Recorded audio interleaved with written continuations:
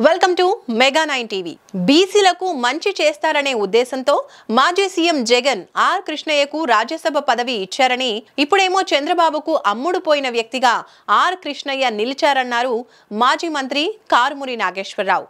రాజకీయ లబ్ధి కోసం తిరుపతి లడ్డు పేరుతో వైఎస్ జగన్ పై తప్పుడు ప్రచారం చేస్తున్నారన్న మాజీ మంత్రి కారుమూరి నాగేశ్వరరావుతో మా mega 9 Uttarandhra regional coordinator Durgaprasad face to face.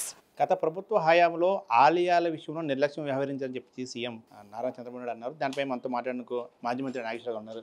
Sir Nageswararao చెప్పండి, సీఎం గారు చెప్పారు గత ప్రభుత్వ వైసీపీ హయాంలో ఓవరాల్గా ఏపీలో ఆలయాల విషయంలో నిర్లక్ష్యం వ్యవహరించారన్నారు. అదేవిధంగా తిరుపతి విషయంలో కూడా డిక్లరేషన్ ఇవ్వాలి జగన్మోహన్ రెడ్డి అన్నారు. అది మీరు ఇవాళ ఆలయాల మీద మన చూడలేదని అంటున్నారు. ఆలయాల మీద అవును, నిజం జగన్మోహన్ రెడ్డి గారు ఆలయాలను పడగొట్టే పని చేయలేదు. నీలాగా 350 గుళ్ళని కూల్చేసి అస్తవ్యస్తంగా చేసేసి నీ ఇష్టాచారంగా గుళ్ళన్నీ కూల్చిన పని జగన్మోహన్ రెడ్డి గారు చేయరు. కానీ జగన్మోహన్ రెడ్డి గారు మాత్రం అన్ని చోట్ల గుళ్ళు కట్టించారు, అభివృద్ధి చేశారు, దూపదీప నైవేద్యాలకు పెంచి అన్నీ చేశారు, పెద్ద కార్యక్రమాలు చేశారు. మరి సనాతన ధర్మాలను కాపాడటంలో ముందున్నారు ఆయన. అని చేత మరి తక్కువే కదా ఆయన మీద. తిరుపతి లడ్డు అంశం తెలిసిందే, తీవ్ర దుమారం చెప్తుంది, దేశ రాజకీయాలు దుమారం చెప్తుంది. దీని మీద మీరేం చెప్తారు? ఏం చేస్తాం, 100 రోజుల పరిపాలనలో ఆయన చేస్తానన్న వాగ్దానాలన్నీ కూడా మంటగలిపి ఏదీ చేయకుండా ప్రజలకి గాలి కొదిలేసి ఉన్న ఆటలు కూడా నడపకుండా కనీసం పిల్లలకి గోరుముద్ద కూడా కరెక్ట్గా పెట్టలేక, ఆ బుక్స్ కూడా అందించలేక, పిల్లలకి సరైన ఫుడ్ లేక మరి ఫుడ్ ఇన్ఫెక్షన్స్ వచ్చి హాస్పిటల్ పాలయ్యి వందలాది మంది, ఎన్నో పిల్లల రేపులు మర్డర్లు ఎన్నిటిని కూడా కప్పిపుచ్చుకోవటానికి వెంకటేశ్వర స్వామిని అడ్డం పెట్టుకుని ఈ లడ్డుని తీసుకొస్తే వెంకటేశ్వర స్వామిని ఇలా తీసుకొచ్చి మన ప్రతిష్టను మంటగలుపుతాం భావ్యం కాదు, ఆయన క్షమించడం చెప్పి సందర్భంగా. గతంలోనే జరిగింది, గతంలో 2 నెలలు బట్టి మేము దీన్ని గమనించాం. అయితే సున్నితమైన అవసరం కాబట్టి తెర మీద తీసుకొని టీడీపీ అంటున్నారు కదా, దీన్ని మీరేం చెప్తారు? మీరు 100 రోజుల పండుగ అప్పుడే ఎందుకు తీసుకురావాలి? దాని ముందే తీసుకురావాలి కదా. అయినా సరే ఈవో ఏమంటున్నారు, నిన్న టెస్టులు చేసాం పాస్ అవ్వలేదు కాబట్టి వెనక్కే పంపించాం లారీలు అని చెప్తున్నాడు. మీ అబ్బాయి కూడా ఏం చెప్తున్నారు, ఈవోకి ముఖ్యమంత్రికి సంబంధమే లేదు, అది సపరేట్ బాడీ అంటున్నారు.